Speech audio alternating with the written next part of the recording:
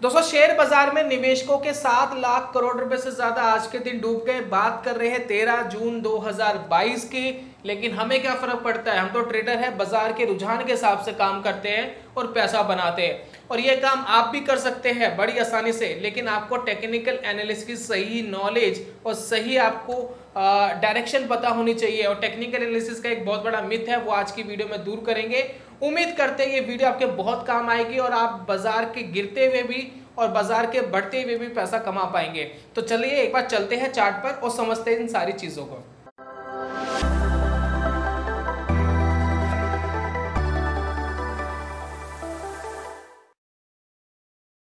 नमस्कार दोस्तों, स्वागत है आप सभी का ट्रेडिंग चैनल के यूट्यूब चैनल में। मेरा नाम है अनमोल मित्तल।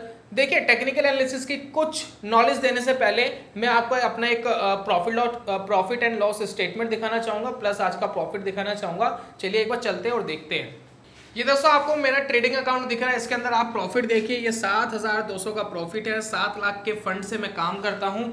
और आप कहेंगे 7,000 का प्रॉफिट तो बहुत ज़्यादा नहीं है, बहुत कम है। लेकिन अगर आप इसको पर डे के हिसाब से देखेंगे तो ये 1% होता है। अगर मैं एक दिन में 1% निकाल पाता हूं और मेरे 4-5 ट्रेड पॉजिटिव जाते हैं, सब कुछ मिला के, यानी कुछ गलत भी गए कुछ ठीक भी गए, सब कुछ मिला जुला करके अगर मैं 5-6% भी मंथली निकाल पाता हूं, तो आप इसका कंपाउंडिंग करके देखिएगा 10-15 साल के बहुत ज़बरदस्त पैसा बनता है। तो 1% भी निकालना, सेफली निकालना एक बहुत बड़ी बात होती है और एक काफ़ी ज़्यादा सूटेबल रहता है मेरे लिए। ये एक एक्सपेरिमेंटल स्ट्रेटेजी है जिसके ऊपर मैं काम कर रहा हूँ और वो मैं आपको ट्रेड दिखा रहा हूँ। अभी टाइम पीरियड पूरा नहीं हुआ है, 2-3 महीने की बैक टेस्टिंग और करनी है। फ्यूचर में सब कुछ सक्सेसफुल रहा आपके साथ शेयर करूंगा।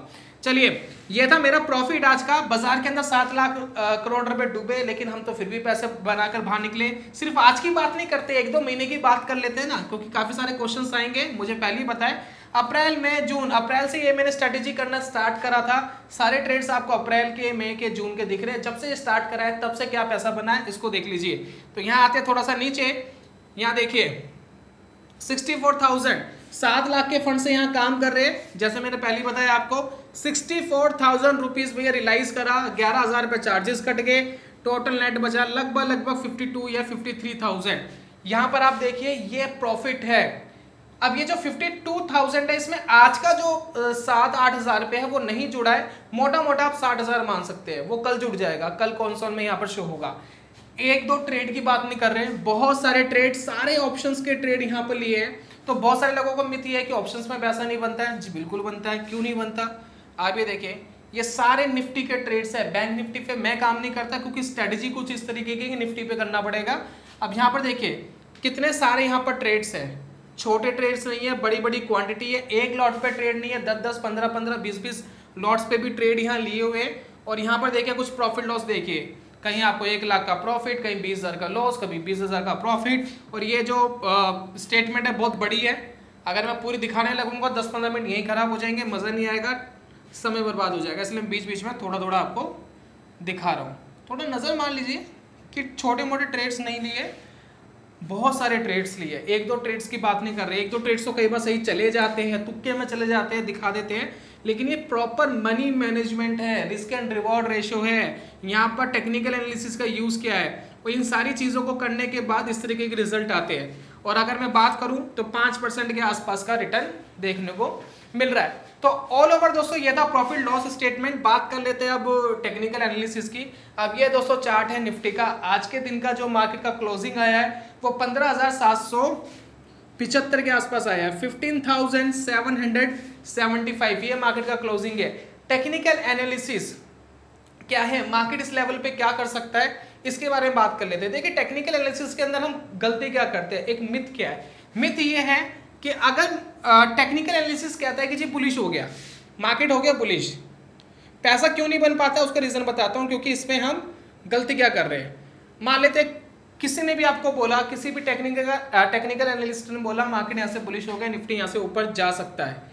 अभी मार्केट बुलिश है, अभी टेक्निकल बुलिश है, लेकिन अगर मैं 30 मिनट्स के बाद बात करूं तो हो सकता है ये बुलिश हो सकता है ये न्यूट्रल हो जाए, और हो सकता है ये बेयरिश हो जाए। कोई कंफर्मेशन नहीं है। टेक्निकल एनालिसिस क्या करता है, मार्केट को फॉलो करने का काम करता है। भाई टेक्निकल एनालिसिस तो मार्केट चलाता नहीं है, इंडिकेटर तो मार्केट चलाता नहीं है, मार्केट इंडिकेटर को चला रहा है। इंडिकेटर तो क्या कर रहा है, फॉलो कर रहा है। भाई तू आगे आगे चल रहा है, मैं पीछे पीछे चल रहा हूँ, तू रुक गया मैं भी रुक गया, आप भाई साहब पीछे आ गए तो मैं भी पीछे आ गया आपके साथ साथ। टेक्निकल एनालिसिस का सिर्फ यही रोल है। हम गलती क्या कहते हैं, क्या करते हैं यहाँ पर कि हमें किसी ने बोल दिया जी यहाँ पर टेक्निकल बुलिश है तो हम बुलिश ही हो जाएंगे। अब उसके बाद अगर वो टेक्निकल बेरिश हो गया, बाजार का चार्ट कह रहा है कि भैया मैं मंदी की तरफ जा रहा हूँ, मुझे देख लो, नहीं जी पहले तो बुलिश था, हमने तो बुलिश ट्रेड ले लिया था, अब तो हम बुलिश पे ही चलेंगे। तो ये यहाँ पर सबसे बड़ा मिथ है।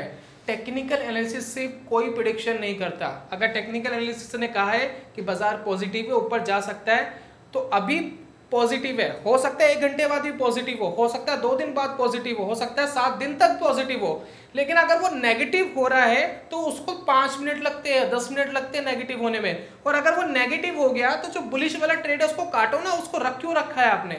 तो यहाँ पर टेक्निकल एनालिसिस में हम गलती कर रहे हैं कि अगर हम बुलिश हो रहे हैं तो जरूरी नहीं कि हम बुलिश ही रहेंगे, बेरिश भी हो सकते हैं। टेक्निकल एनालिसिस प्रेडिक्शन नहीं करता है, सिर्फ फॉलो करता है।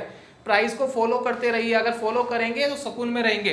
बात कर लेते हैं निफ्टी की। निफ्टी गिरा, कहां से गिरना शुरू हुआ है लगातार, 16,800 से जी ये गिरना शुरू हुआ। वैसे तो बहुत ऊपर से हुआ है, 18,400-500 के आसपास से हुआ था।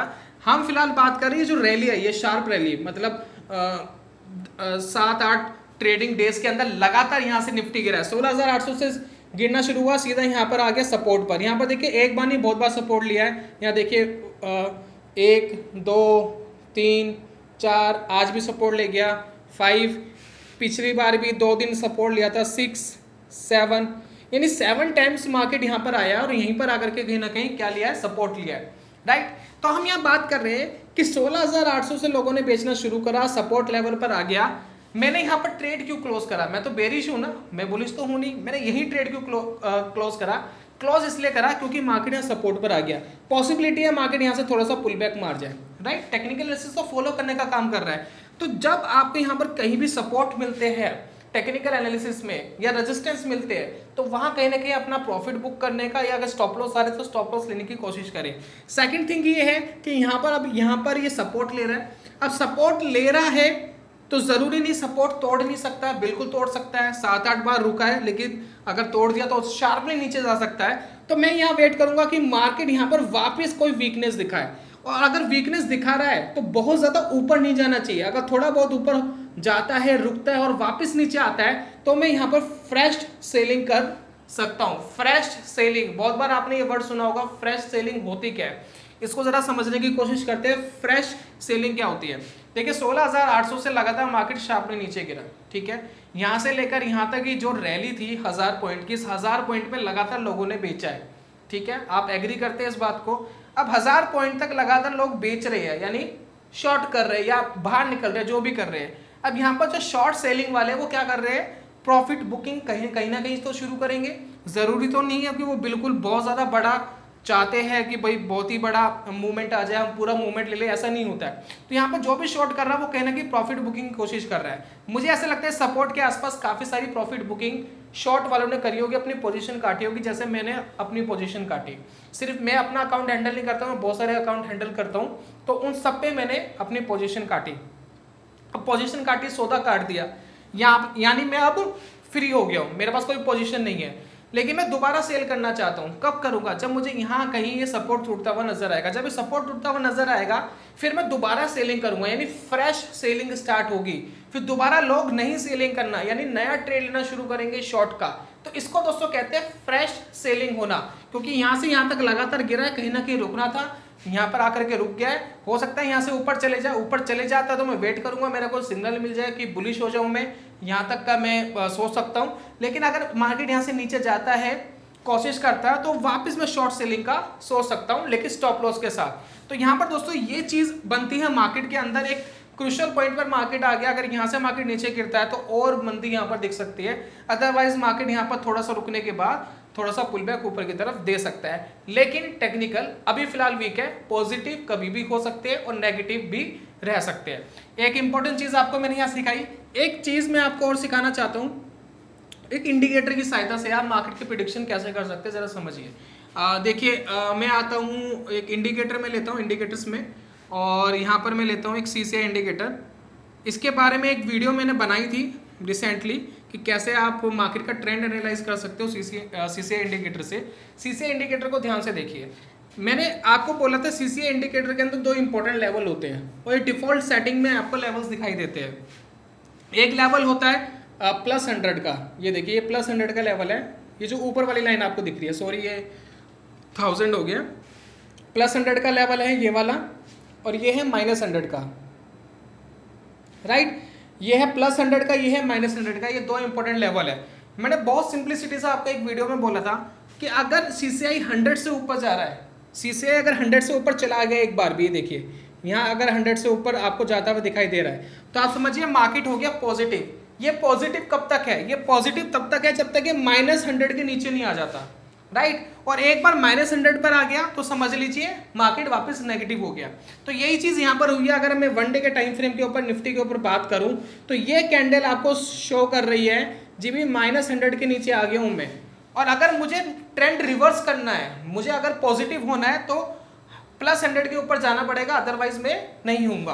तो जब तक ये -100 के नीचे, मार्केट तेजी से नीचे गिरता हुआ आपको दिखाई देगा।